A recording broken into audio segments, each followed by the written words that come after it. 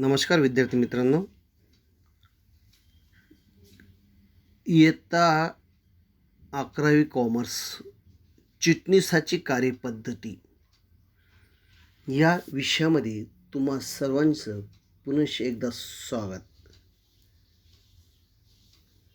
चिटणीसाची कार्यपद्धती या पुस्तकामधून आपण चिटणीस म्हणजे काय,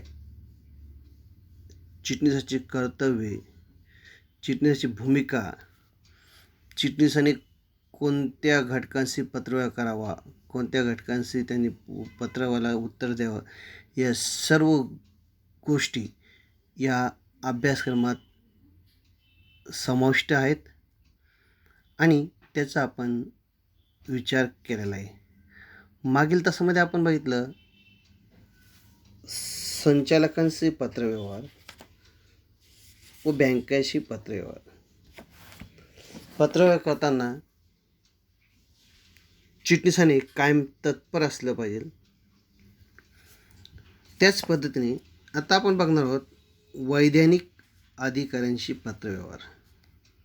यामध्ये कंपनी व्यवहार मंत्रालय, कंपनी नोंदणी अधिकारी जो अतिशय महत्त्वाचा घटक आहे, राष्ट्रीय कंपनी कायदा लवाद मंडळ, राष्ट्रीय कंपनी कायदा अपिलेट लवाद मंडळ, भारतीय प्रतिभूती विनिमय मंडळ ज्याला सेबी असं म्हणतो. वैधानिक अधिकाऱ्यांशी पत्रव्यवहार करताना घ्यावयाची दक्षता आणि वैधानिक पत्रव्यवहार करताना कोणकोणते पत्राचा समावेश असतो त्या पत्राचा आपण नमुना बघितले. आता चला तर बघूया वैधानिक पत्रव्यवहारशी अधिकाऱ्याशी पत्रव्यवहार करताना केंद्र सरकार कंपनी व्यवहार मंत्रालयामार्फत कंपनी कायदा 2013 च्या प्रशासन संबंधित प्रक्रिया पाहते. केंद्र सरकार कारभार सुरळीत व सक्षम होण्यासाठी आपल्या अधिकाराचे हस्तांतरण प्रादेशिक संचालक, नोंदणी अधिकारी, राष्ट्रीय कंपनी कायदा लवाद मंडळ इत्यादींना करते. या प्रक्रियेमध्ये आपल्याला काही प्रशासकीय वैधानिक अधिकाऱ्यांविषयी जाणून घ्यायचे आहे. यामध्ये सेबीचाही समावेश आहे. सेबी ही प्रतिभूती बाजारातील विनिमय करणारी संस्था आहे. यामध्ये आपण वैधानिक प्रतिनिधीशी चिटणीसाची पत्रव्यवहार कसा करावा याबाबत मार्गदर्शन घेणार आहोत. चला तर पहिलं बघितलं आपण. आता बघूया कंपनी व्यवहार मंत्रालय, ministry of corporate affairs MCA. Company व्यवहार मंत्रालय केंद्र सरकारने व्यावसायिक क्षेत्रावर नियंत्रण व नियमन करण्यासाठी आपले अधिकार कंपनी व्यवहार मंत्रालयाकडे हस्तांतरित केलेले आहेत. केंद्र सरकार प्रत्येक कामकाजामध्ये देखरेख करते, नियंत्रण ठेवते, परंतु त्या कामकाज करण्यासाठी हे अधिकारी नियुक्त केले जातात आणि त्यांना ते काम सोपवलं जाऊ शकतं.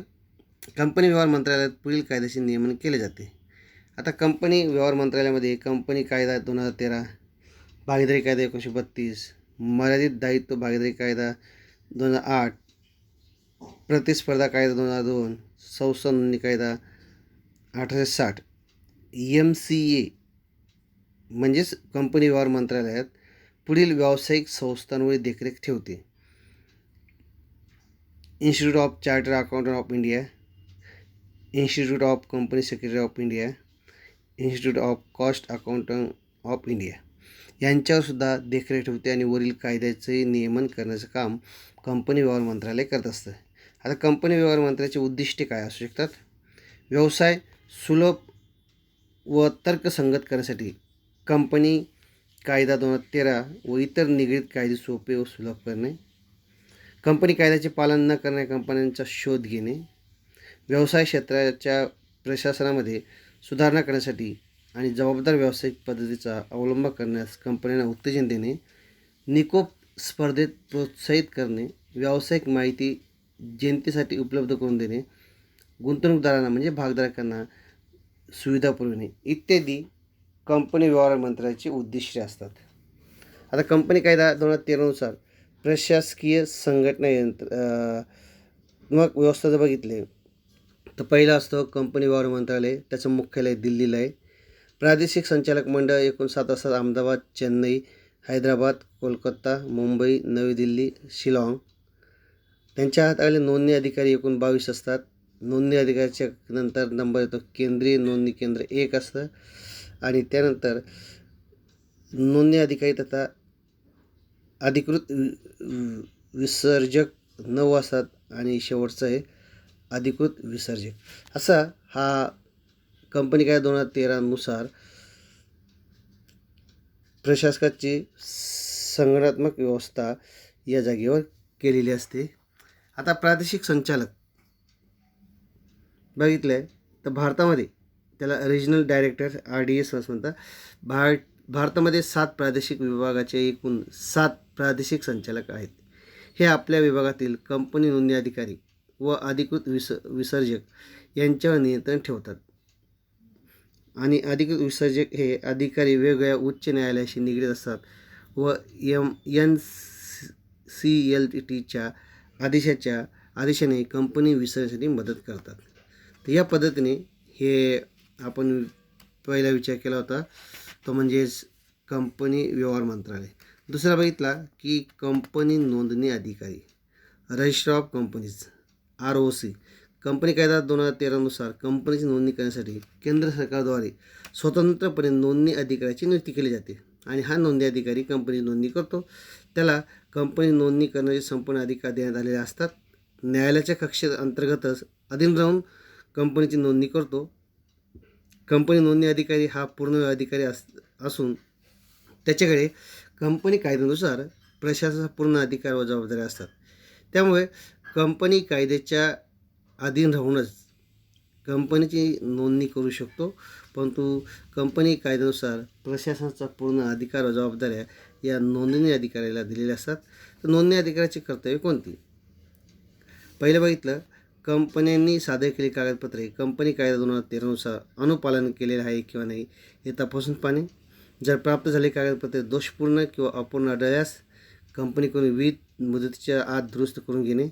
तसेच कंपनीने सादर केलेल्या कागदावर योग्य तो निर्णय घेऊन सादर केलेल्या तारखेपासून 30 दिवसाच्या आत कंपनीला कळविणे बंधनकारक आहे. हे पहिलं कर्तव्य. दुसरं कर्तव्य निर्धारित शुल्क भरल्यानंतर सादर केलेली कागदपत्रे आम जनतेसाठी उपलब्ध करून दिली जातात. तसेच त्यांची प्रत मागणी करेल त्यांना मिळू शकते.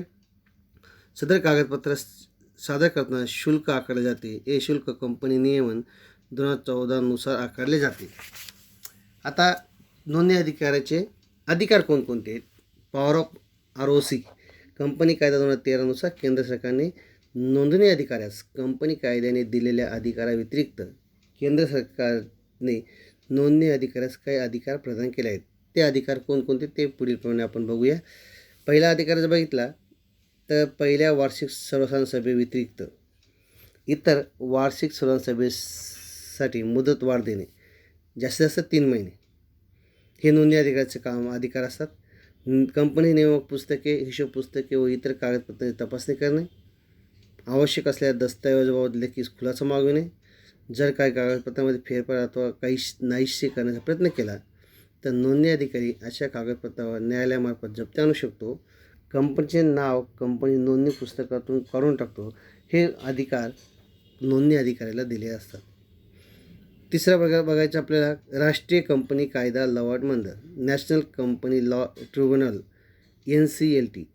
ही अर्थन्यायिक संस्था असून केंद्र सरकारने कंपनी कायदा 2013च्या प्रशासनासाठी जून 2016 साली NCLTची स्थापना केली. ही व्यावसायिक दिवाणी विवाद हाताळते. लवाद मंडळ 2 सदस्यीय खंडपीठासमोर काम करते. यामध्ये एक न्यायालयीन सदस्य व दुसरा तांत्रिक सदस्य असतो. सध्या 11 खंडपीठे कार्यरत असून त्यांचे मुख्यालय नवी दिल्ली येथे आहे. लवाद मंडळाकडे अर्ज किंवा याचिका प्राप्त झाल्याच्या 3 महिन्याच्या आत निराकरण करणे आवश्यक आहे. हे 3 महिन्याच्या आत त्याचे निराकरण करणे गरजेचं असतं. कंपनी कायद्यानुसार ठरविल्या गेलेल्या अर्ज व याचिकावर कार्यवाही करणे या लवादाच्या आधिपत्याखाली येते. निर्णय निर्गमित करण्यापूर्वी लवाद मंडळ संबंधित पक्षांना त्यांच्या प्रकरणात न्याय देण्यासाठी वाजवी संधी देते. NCLTच्या निर्णयाविरुद्ध पक्ष राष्ट्रीय कंपनी कायदा अपिलेट लवाद मंडळ येथे अपील करू शकतो. आता राष्ट्रीय कंपनी कायदा लवाद मंडळ यांचे अधिकार कोणते? महत्त्वाचे, लवादाच्या तडजोड व्यवस्थेशी संबंधित सर्व कार्यवाही आणि सुधार ऐकणे व ठरविणे, कर्जाची परतफेड करण्याच्या असमर्थतेवर आणि इतर आधारावर कंपनी बंद करण्याची याचिका ऐकणे, ठेवीची परतफेड करण्यासाठीची मुदतवाढ याचिका, एखाद्या कंपनीच्या दडपशाही किंवा गैरव्यवहार संबंधित प्रकरणे ऐकणे, कंपनीची वार्षिक सर्वसाधारण सभा व विशेष सर्वसाधारण सभा घेण्याची मागणी, एखाद्या कंपनीची निधीची विल्हेवाट न करण्याचा आणि कंपनीच्या मालमत्तेचा वापर कंपनीच्या हिताविरुद्ध न करण्याचे निर्देशन करणे, आणि शेवटचा अधिकार भाग व प्रतिभूतीच्या हस्तांतरणाच्या नकारासंबंधी तक्रार ऐकणे व निर्णय घेणे. त्यानंतर चौथा आहे राष्ट्रीय कंपनी कायदा अपिलेट लवाद मंडळ. कंपनी कायदा 2013 हे केंद्र सरकारला NCLTची स्थापना करण्याचे अधिकार देते. याची जून 2016ला स्थापना झाली होती. NCLTचे हे NCLT किंवा नॅशनल फायनान्शियल रिपोर्टिंग एजन्सी यांच्या आदेशावरील अपिलाची सुनावणी करते. NCLTची स्थापना जून 2016मध्ये झाली आहे. लवाद मंडळाचे अध्यक्ष आणि जास्तीत जास्त 11 सदस्य कायद्याचे व तांत्रिक तज्ज्ञ असतात. भारतीय दिवाळखोरी मंडळ आणि भारतीय स्पर्धा मंडळाच्या निर्णयाविरुद्ध NCLT ची अपील करता येते. कोणती व्यक्ती NCLATच्या निर्णयावर समाधानी नसेल तर निर्णय दिल्यापासून 45 दिवसाआत अपील सादर करू शकते. NCLAT तसे आदेश निश्चित करते किंवा बदल करते किंवा बाजूला ठेवते. जर एखाद्या व्यक्तीला NCLATच्या निर्णयाविरुद्ध अपील करायचे असल्यास 60 दिवसाच्या आत सर्वोच्च न्यायालयात अपील करता येते. आता आपण बघितलं राष्ट्रीय कंपनी कायदा लवाद मंडळाकडे जर आपण एखादा याचिका दाखल केली तर त्याच्या 3 महिन्याच्या आत त्याचे निराकरण करणं आवश्यक आहे. आणि त्यामध्ये अपील करायचं असेल तर त्या राष्ट्रीय कंपनी कायदा लवाद मंडळाचा जो निर्णय झाला त्याच्यावर अपील करायचं असेल तर राष्ट्रीय कंपनी कायदा अपिलेट लवाद मंडळाकडे सादर करता येतो. त्यानंतर त्या जागेवर त्यांच्या बाजूने निकाल लागला तर ते निर्णयाविरुद्ध 60 दिवसाआत सर्वोच्च न्यायालयात एखादी व्यक्ती अपील करू शकते. पुढचं आहे भारतीय प्रतिभूती विनिमय मंडळ SEBI, security of exchange board of India. सेबीची वैधानिक संस्था म्हणून स्थापना 1992मध्ये झाली. भारतातील प्रतिभूती बाजाराचे नियमन करणारी ही वैधानिक संस्था आहे. सेबीचे मुख्य कार्यालय मुंबई येथे आहे. सेबी ही भांडवल बाजार, कंपनीने वितरित केलेले भाग, प्रतिभूती आणि मध्यस्थ जसे भाग विक्रेते, मर्चंट बँकर्स, दलाल नियमन व नियंत्रण करते. सेबीचे मुख्य उद्दिष्टे प्रतिभूती बाजार व भाग बाजार यांचे नियमन करणे, गुंतवणूकदारांच्या हिताचे रक्षण करणे व हक्क जोपासणे, प्रतिभूती बाजारातील मध्यस्थांना नियंत्रित करण्यासाठी योग्य पद्धतीने आचारसंहिता विकसित करणे. त्यानंतर वैधानिक अधिकाऱ्याशी पत्रव्यवहार करताना घ्यावयाची काळजी. आता त्वरित उत्तर. वैधानिक अधिकारी प्रतिनिधीशी पत्रव्यवहार करताना चिटणीस आणि पत्रांना त्वरित उत्तर देणं आवश्यक आहे. कायदेशीर दृष्टिकोन. वैधानिक प्रतिनिधीशी पत्रव्यवहार करताना चिटणीसाने सर्व कायदेशीर बाबींची पूर्तता झाल्याची खात्री केली पाहिजे. जिथे आवश्यक आहे तिथे ती कागदपत्रे व पुरावे सादर करणे गरजेचे आहे. अचूकता.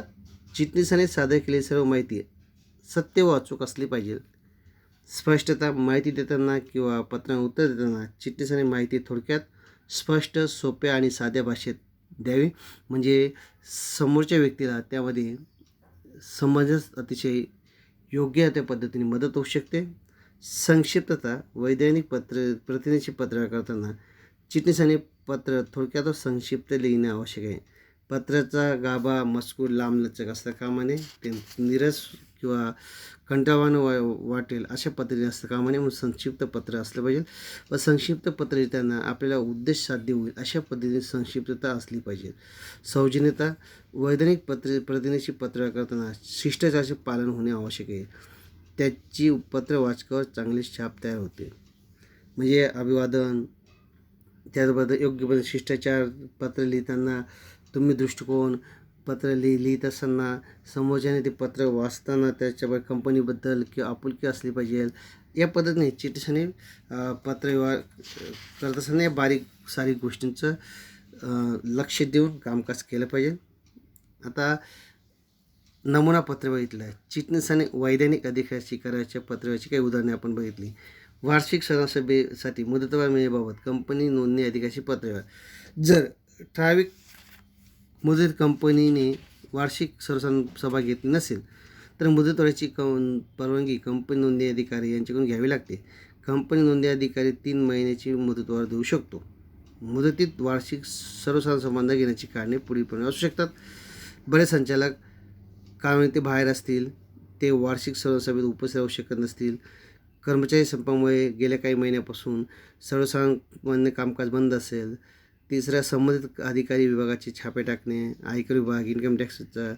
त्यानंतर आर्थिक वार्षिक धोरणपत्रकांना अमान्यता, लेखापरीक्षण झालेले नसणे, अपूर्ण लेखापरीक्षण, नैसर्गिक आपत्ती कारणाने आर्थिक माहिती अनुपलब्धता इत्यादी कारणाने सुद्धा हे वार्षिक सभा मुदतवाढ मिळण्यासाठी मदत होऊ शकते. तर आता बघा, यामध्ये आपण बघितलं की वार्षिक सभाचा विचार केला तर साधारणतः आपण सनराईज लिमिटेड या कंपनीचा विचार आपण केला आहे. सनराईज कंपनी लिमिटेड आणि सनराईज कंपनी लिमिटेडच्या माध्यमातून त्याचा पत्ता, हा जो पत्ता आहे तो पत्ता आपण बघितला आहे. पत्ता जो काय असेल म्हणजे त्यानंतर नोंदणीकृत कार्यालय आणि त्याचा पत्ता. सीन नंबर म्हणजे सीन कॉर्पोरेट आयडेंटिफाय नंबर, ज्याला सीन म्हणतो. कंपनी ओळख क्रमांकाचे वाटप. आता कंपनी नोंदणी प्रमाणपत्र देतेवेळी कंपनीला नोंदणी अधिकारी कंपनी ओळख क्रमांक दिला जातो. हा नंबर साधारणतः 21 अंकी असतो, ज्यामध्ये अंक व इंग्रजी अक्षरे यांचा समावेश असतो. यास वर्णात सांकेतिक अल्फान्यूमेरिक कोड असे म्हणतात. आता कंपनी नोंदणी अधिकारी कंपनी नोंदणी प्रमाणपत्राच्या वेळी प्रत्येक कंपनीला 21 अंकी अल्फान्यूमेरिक नंबर देतात. ही कंपनी नोंदलेली आहे की न नोंदलेली आहे, व्यापारी कोड, राज्य, नोंदणी वर्ष, कंपनीचा प्रकार, नोंदणी क्रमांक इत्यादीची माहिती देऊ शकतात. हा CN नंबर समजून कसा घ्यायचा त्याची आपण बघितलं आहे. साधारणतः 21मध्ये बघितलं तर L हा नोंदलेली कंपनी असा उल्लेख होऊ शकतो.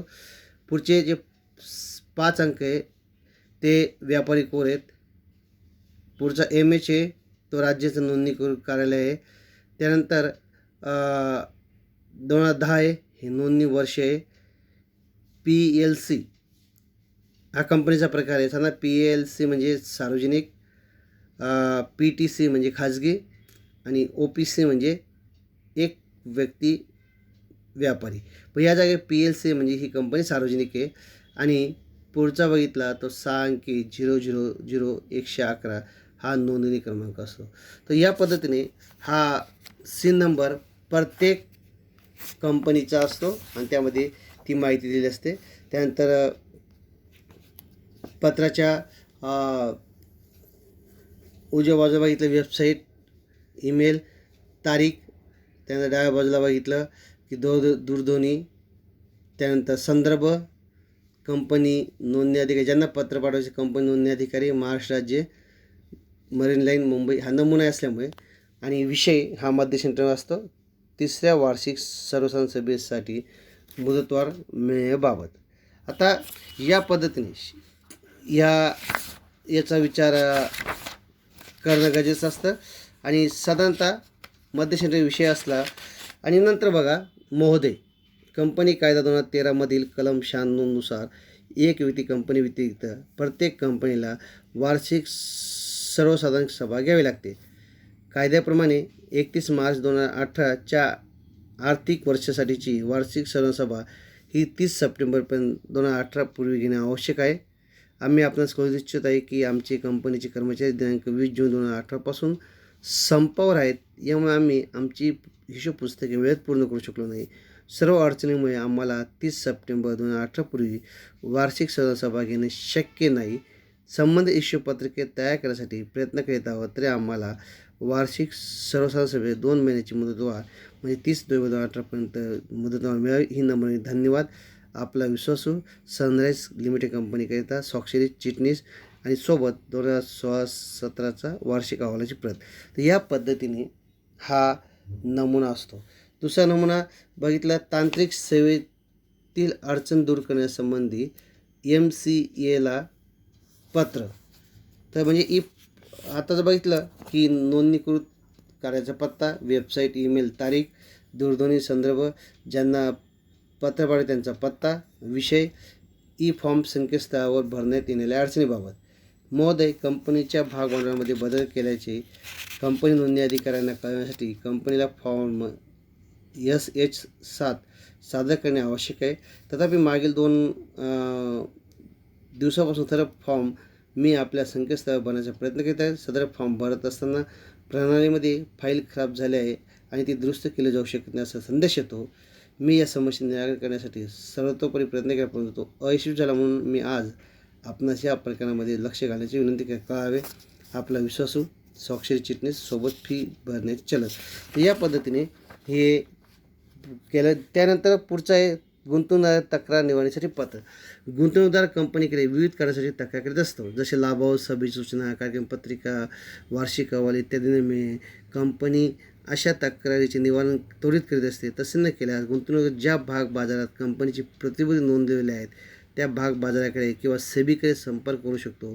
भाग बाजार किंवा सेबी कंपनीस त्याबाबत आदेश देऊ शकतात. कंपनीला गुंतवणूकदार आणि सेबी किंवा भाग बाजार याबाबत उत्तर देऊन तक्रारीचे निवारण करू शकतं. हे बघा, मधोमध कंपनीचा पत्ता, त्याचा सिन नंबर, ओळख क्रमांक, वेबसाईट, ईमेल, तारीख, डाव्या बाजूला फोन नंबर, संदर्भ, पत्र पाठवणाऱ्या व्यक्तीचे नाव आणि रजिस्टर पोस्टने पाठवले जाते त्यामुळे वरती नाव, विषय, वार्षिक अहवाल न मिळाल्याबद्दल. महोदय, आपले दिनांक 28 सप्टेंबर 2018 वार्षिक अहवाल मिळाल्याबाबतचे पत्र मिळाले. कंपनी कायदा 2013नुसार आम्ही 5व्या वार्षिक सर्वसाधारण सभेची सूचना वार्षिक अहवाल सर्व भागधारकांना त्यांच्या नोंदणीकृत पत्त्यावर अगोदरच पाठवला आहे. आपणास सभेची सूचना व अहवाल मिळाले याचा खेद वाटतो, तरी आपण दिलेल्या पत्त्यावर वार्षिक अहवाल पुन्हा पाठवतो कळावे. आपला विश्वासू सनराईज लिमिटेडकरिता स्वाक्षरी चिटणीस सोबत वार्षिक अहवाल 2017-18 प्रत, भारतीय प्रतिनिधी विनिमय मंडळ. तर या पद्धतीने याचा विचार केला जातो. आणि चौथं आहे सार्वजनिक ठेवीच्या परतफेडीत मुदतवाढ मिळवण्यासाठी राष्ट्रीय कंपनी कायदा लवाद मंडळास पत्र. कंपनी सार्वजनिक ठेवी जास्तीत जास्त 16 महिन्यासाठी स्वीकारू शकते. कंपनी सार्वजनिक ठेवी जास्तीत जास्त 36 महिन्यासाठी स्वीकारू शकते. ठेवी स्वीकारणे हे ठेवीची परतफेड याबाबत कोणतीही कसूर झाल्यास राष्ट्रीय कंपनी कायदा लवाद मंडळाकडून कडक कारवाई केली जाते. राष्ट्रीय कंपनी कायदा लवाद मंडळास ठेवीच्या परतफेडीस मुदतवाढ मिळण्यासाठी विनंती करू शकते. साधारणतः कंपनी सार्वजनिक ठेवी जास्तीत जास्त 36 महिन्यासाठी स्वीकारू शकते.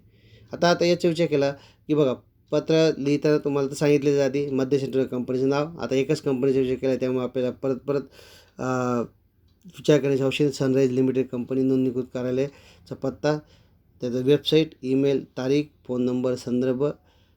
एकदा जर पत्रव्यवहाराचा तुम्ही नमुना लक्षात ठेवला तर पत्र लिहिताना विद्यार्थ्यांना अडचण नाही. परंतु कंपनीचं कसं, कंपनीचं एकदा अधिकृत लेटर हेड असतं आणि त्यामुळे कंपनीला परत या बाकीच्या गोष्टी कराव्या लागत नाही. एकदा त्यांनी कंपनीचा पत्ता, वेबसाईट, ईमेल, फोन नंबर, फक्त संदर्भ बदलायचा असतो, तारीख बदलायची असते आणि ज्यांना पाठवायचे त्यांचा पत्ता. आता या जागेवर बघितलं सार्वजनिक ठेवीच्या परतफेडीसाठी मुदतवाढ मिळण्याबाबत. आता यामध्ये महोदय, कंपनी दिनांक 1 जानेवारी 2017 रोजी 10 लाख रुपयाच्या ठेवी सार्वजनिक ठेवी 2 वर्षाच्या मुदतीकरिता स्वीकारल्या आहेत. त्या ठेवीची परतफेड दिनांक 31 डिसेंबर 2018 रोजी किंवा त्यापूर्वी होणे आवश्यक आहे. तथापि कंपनी आर्थिक अडचणीचा सामना करीत असून या परिस्थितीत ठेवीची परतफेड वर नमूद केलेल्या तारखेस करणे कंपनीसाठी शक्य नाही. म्हणून संचालक मंडळाने 29 सप्टेंबर 2018 रोजी सभा घेऊन NCLTकडून ठेवीच्या परतफेडीसाठी 2 महिन्याची मुदतवाढ घेण्याचा ठराव संमत केला. तरी आपणाकडून 2 महिन्याची मुदतवाढ मिळण्याची आशा करतो. याचिका 2 प्रती सादर केल्या आहे. आम्ही आपणास विश्वास देतो की कंपनीची ठेवीची परतफेड 28 फेब्रुवारी 2019 पूर्वी किंवा त्यापूर्वी कळावे. आपला विश्वासू सनराइज लिमिटेडकरिता स्वाक्षरी चिटणीस सोबत ठरावाची प्रमाणित प्रत, विहित नमुन्यातील मुदतवाढ अर्ज, फी भरल्याचे चलन. या पद्धतीने साधारणतः आपण या वैधानिक अधिकाशी पत्र करताना कंपनी व्यवहार मंत्रालय MCA, कंपनी नोंदणी अधिकारी ROC, राष्ट्रीय कंपनी कायदा लवाद मंडळ NCLT, राष्ट्रीय कंपनी कायदा अपिलेट लवाद मंडळ NCLAT, भारतीय प्रतिभूती विनिमय मंडळ म्हणजे SEBI याचा आपण विचार केला होता. तर या पद्धतीने आपण वैधानिक अधिकाशी पत्रव्यवहार करताना चिटणीसाठी कोणती दक्षता घेतली याचा विचार केला आहे. तर या पद्धतीने आपण या टॉपिकचा विचार केला आहे. तो आपण थांबूया. धन्यवाद.